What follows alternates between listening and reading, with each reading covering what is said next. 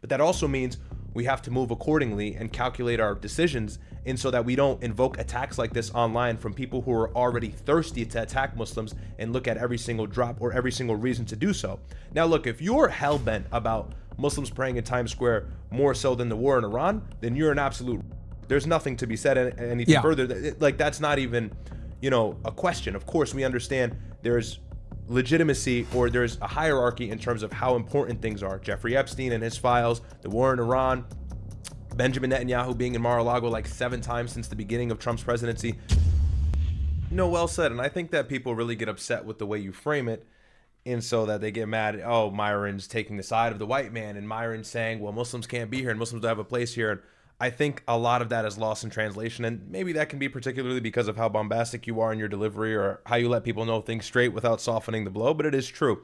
And there's something to be said about these types of actions being done in Times Square. First of all, I'm not knocking the intentions of any of the brothers who are praying there, and I'm not saying that that prayer was not accepted or invalid or anything like that, but I think there's something a little bit more important to realize here in the grand scheme of things, and that's precisely this. When you are praying as a Muslim, the best place to pray is a masjid. I don't think that any Muslim would ever disagree with that. And the only times where it's viable to, let's say, pray outside of a mosque, in the street, or in some public walkway, would be in the instance where you don't have access to a masjid, or there's a necessity at hand, like the masjid is too packed or anything like that. And if you guys had watched my last stream, I had specifically said and laid out conditions and exceptions for a situation where the masjid is too packed on Jummah, which is Friday prayer, or Eid prayer, which is 2 times a year. And so maybe sometimes worshipers will leak onto the street, or worshipers will leak onto the parking lot. And in those instances, I don't find that to be a problem individually, at least myself. And I know some people may disagree, but that's my opinion, because those are one-offs. And obviously, these houses of worship cannot accommodate the amount of worshipers who are, you know, doing said worship in these places. But what I will say is the prayer in Times Square is not something that I agree with. The reason being, one, it's this public spectacle. A lot of people are seeing it. A lot of people are heckling. A lot of people are angry, blowing their whistles, potentially throwing things at Muslims. This could harm the brothers. Secondly, masajid are of the plentiful in New York City. There's masjids everywhere. And so to say that we prayed in Times Square because there weren't room in other mosques, I think is a lie. I think that there's several mosques actually within close proximity of Times Square. Also, you're freezing. Why would you want to pray outside when you get a larger reward for praying inside of the mosque alongside your brothers? And this can mess up your khushu', which, if those of you, and I'm going to have to translate everything here because I'm sure we have a lot of non-Muslims watching, but khushu' is your focus in salah, or your focus in prayer. And that's one of the pillars of the prayer, and that's an important aspect of it. And something that can interrupt that is bright lights, is people walking by, is people heckling you, is people recording you, saying, why are you doing this? And so it's not that it's halal and haram, and that's not what I'm saying here whatsoever. What I'm saying is, I can certainly see how certain scholars would look at these situations of us praying in Times Square, us praying in public areas, and say it's certainly makruh, it's unliked. And the reason for that is because the ROI is low. It opens up Muslims to many attacks from non-Muslims. And I understand there's going to be some arguments of Muslims saying, well, we're celebrating our faith. Yeah, but Islam is not to be celebrated, it's to be practiced. We have 2 days a year that's designated for celebration. That's Eid al-Adha and Eid al-Fitr. And in regards to celebration, if you want to celebrate your salah, there's a better place to do it. That's the mosque. That's the house of Allah, and that's where God ordained you to pray. Not only that, but glorifying the house of Allah is important, and so you get a far more reward for praying inside the mosque. I would never be interested in praying outside if a mosque was available to me, and the same thing should be said for any other Muslim.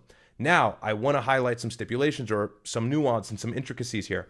Obviously, if you're in public and you don't have access to a mosque, or you need to get somewhere and you're from A to B, I can certainly understand why somebody would pray maybe on the corner by themselves or with a couple buddies in public. To me, again, that's fine. But to do a whole congregational mass prayer in Times Square, I mean, an area that is congested with foot traffic, an area that is congested with cameras, lights, tons of things that can distract you, I don't find that appropriate, personally. And I'll show my dalil or my evidence for that. But regardless of intention, it's just provocative. And I think that's the most important thing to understand and highlight. And we live in a time of great cultural tension. And so I think sometimes Muslims have a hard time or a difficulty in reading the room, or they want to be defiant. And I can understand we want to stand with our own side, and we want to take our own side, and I'm all for that. But there's ways to go about that. And I don't think that it's an effective method of da'wah to pray in public. Now, one may say, oh, well, we had some brothers or some sisters convert, or we had some people accept Islam by seeing it.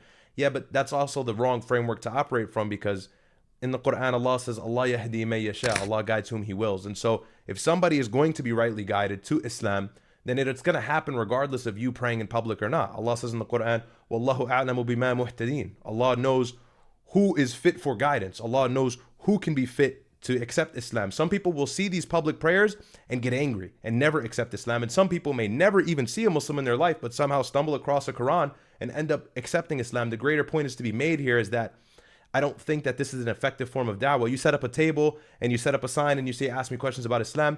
I think that's totally fine. I think that's the way you should do da'wah, call to tawheed and things like that. But a public prayer, I think that it can hurt us more than help us. And the ROI for me just simply isn't there. It creates obstacles for Muslims more so than helps them in any regard. Again, it's not a matter of halal, haram, or anything like that, but the masjid is always the best place to pray. And so it's just necessary for Muslims to try and access a masjid when it's readily available to them.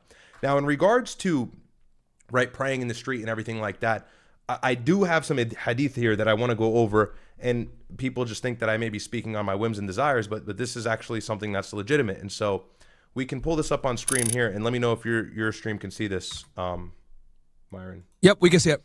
Okay. So this is Islam Q&A, and some people may not like the website, but the sources that I'm going to extract these fatwas from, or these rulings from, are highly revered and respected Islamic scholars. So it reads here that the Prophet, peace be upon him, designated 7 places that a Muslim should not pray. As we know, or maybe many of you don't know, the earth is valid to pray on. All of the earth is considered a masjid, right? So in times of necessity, you can pray somewhere that would be a little bit unorthodox if need be. Again, if you don't have access to a masjid, but 7 places are forbidden regardless. It says garbage dumps, slaughterhouses, graveyards, the middle of the road, bathrooms, camel pens, and the top of the Kaaba. But this hadith is inauthentic, and I want to make sure I read this here. But there's other hadith that are tied up in other chains because there's a gap in the chain. And if you guys don't know, can you explain to them what the hadith is and the difference between that and the Quran, by the way? So Quran is the direct word of Allah verbatim. Hadith is narrations or things or sayings of the Prophet that are passed down through a rigorously vetted form of chain of narration. And so if there's any gap in that chain, so essentially the Prophet told this guy told this guy, this guy told this guy, this guy told this guy. If there's any gap or there's any issue with one of the people who received the story or received the saying in that chain, he had bad memory, he wasn't trustworthy, he was publicly sinful, anything like that, immediately the hadith is either rendered super weak or invalid overall. And there's gradings to hadith and there's a whole science on it. And so it's a very difficult thing to understand and conceptualize really. But what is important to understand is hadith are rigorously vetted. And so these are narrations or sayings from the Prophet that are passed down via oral transmission. And what we can extrapolate here is that there is some authentication and something to be said about these hadiths in regards to 2 major prominent scholars, Sheikh al-Islam Ibn Taymiyyah, many of you may know him if you're Muslim, and then al-Albani, who was a hadith specialist. And if we go down here, we can see the 4th reason, or the 4th place that's forbidden, is the middle of the road. And so they found some authentication in this hadith. You can read it here in detail, but I don't want to take too much time and get into the nuance of all of it. But let's go ahead and read this. It says, this refers to a road that is used by people as for a disused road or the side of the road, as I mentioned earlier, where people do not walk or travel, it's not forbidden to pray there. The reason for the prohibition on praying in the middle of the road is that it makes the way narrow and prevents the people from passing. And it is a distraction to the worshiper himself, as he will be so distracted he will be unable to pray properly. Praying in the middle of the road is not recommended, disliked, again like the ruling I had mentioned earlier, makruh, and may even be prohibited. If it harms people from preventing from passing, or the one who does that exposes himself to harm. Again, in the situation of Times Square, how many people were blowing whistles? How many people were heckling at the brothers who were praying? This could potentially open Muslims up to a physical harm or even harm on social media, where now we go viral and everybody's attacking us. And I understand, hey, we're unapologetic about our faith. Yeah, but we don't have to invoke this kind of attack if we just do what we're supposed to do and pray inside the mosque. So this can be avoided altogether. It's a net negative. It's a loss entirely. And an exception from that is made in the cases of need or necessity, such as Jum'ah prayer or Eid. So when the mosque is full and people had to leak out into the parking lot or the street, then in that instance, that would be totally fine because it's a necessity. There's nothing you can do there.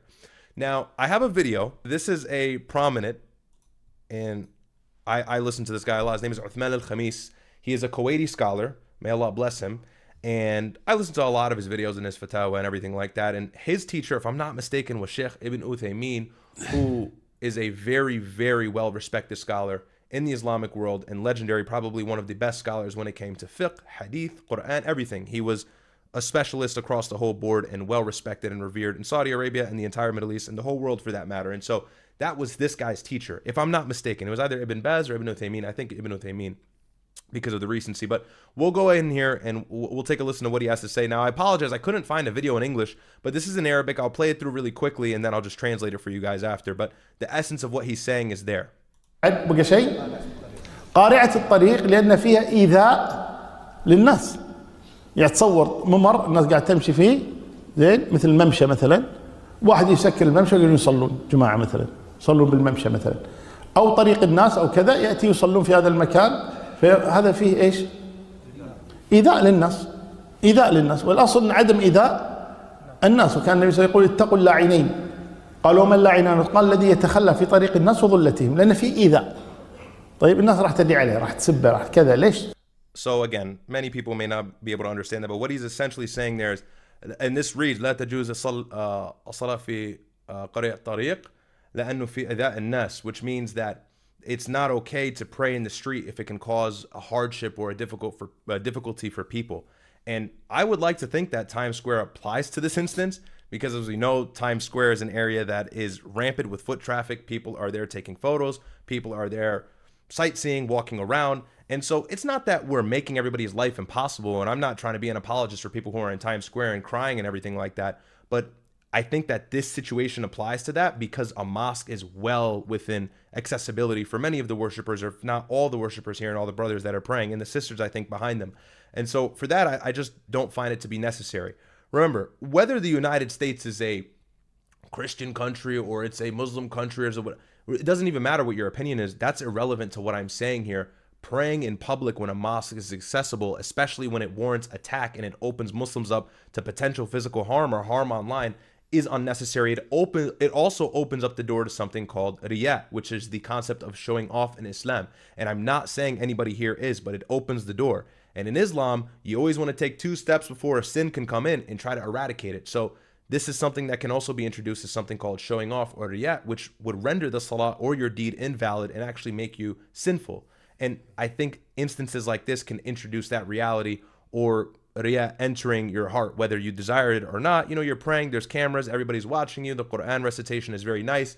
And so one thing can lead to another, and I don't think that this is helpful, nor does it really guide our brothers in the right direction. And for anybody who wants to make the argument for da'wah's sake, like I said, Allah guides whom he wills, and so we don't need to make a public spectacle like this and provoke people, because it only necessitates, or it really breeds more harm to the ummah and Muslim people altogether, more so than people think. But that's kind of my take on it. And I think I kind of went through everything, but the country is, good. I think 68% Christian, 1.3% Muslim. I think it's like 8% Jewish, something like that. Regardless, Muslims make up a staggering minority of the population in the United States, just over 3 million. And so to say that Muslims are, taking over and everything like that, I can understand how people are getting mad at that. But the real idea to understand here is, if you're a non-Muslim and you're seeing this, it bothers you because Islam is growing at a rapid rate. And what you're doing is something that's supposed to be done in the masjid anyways. So it's like this double issue that clash heads and just create for more problems. Rather, we can just pray inside of the mosque and avoid this altogether. And we can do our da'wah tables. People who like Sheikh Uthman Ibn Farouk, who does this very well, may Allah bless him, he does da'wah tables, and I think that's cool. But to do things like this, I think is provocative and a little bit more damaging to our reputation than one may think. And again, it's majority Christian. We celebrate 2 major holidays in the United States, at least Christians do that, being Easter and Christmas. Everybody goes to church or mass on those days.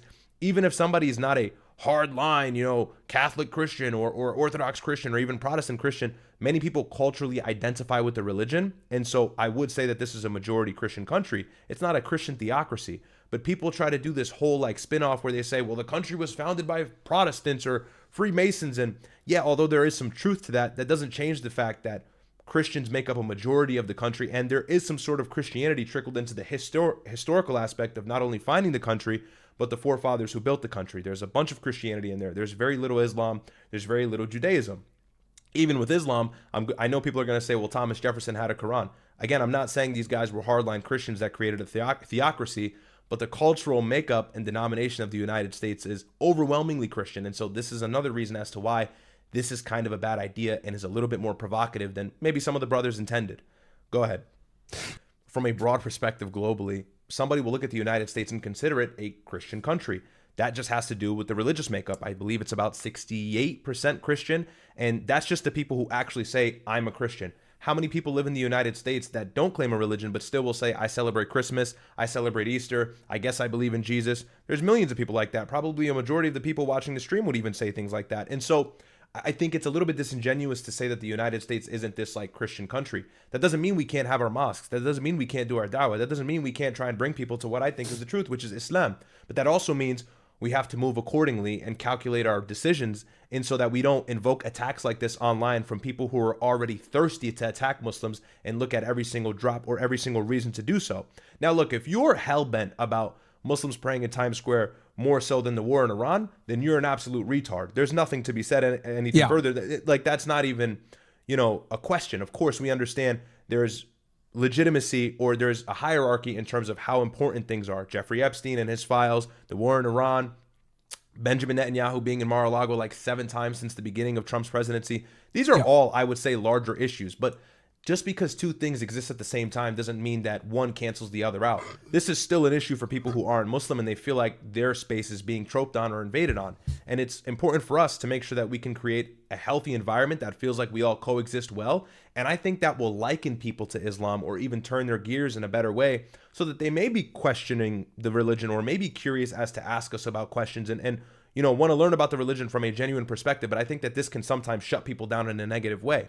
And by the way, that clip of Asim al-Hakim, he's like a student of knowledge, but he's somebody who gives knowledge in fatwas, and he's very knowledgeable. And he says that the United States is a Christian country in regards to the meat. And in the Quran, God ordained the people of the book and the way that they slaughter meat or their meat that they slaughter halal for us. He says, وَطَعَامُ الَّذِينَ أُوتُوا الْكِتَابَ حِلٌّ لَكُمْ. The food of those who are from the people of the book has been made halal for you.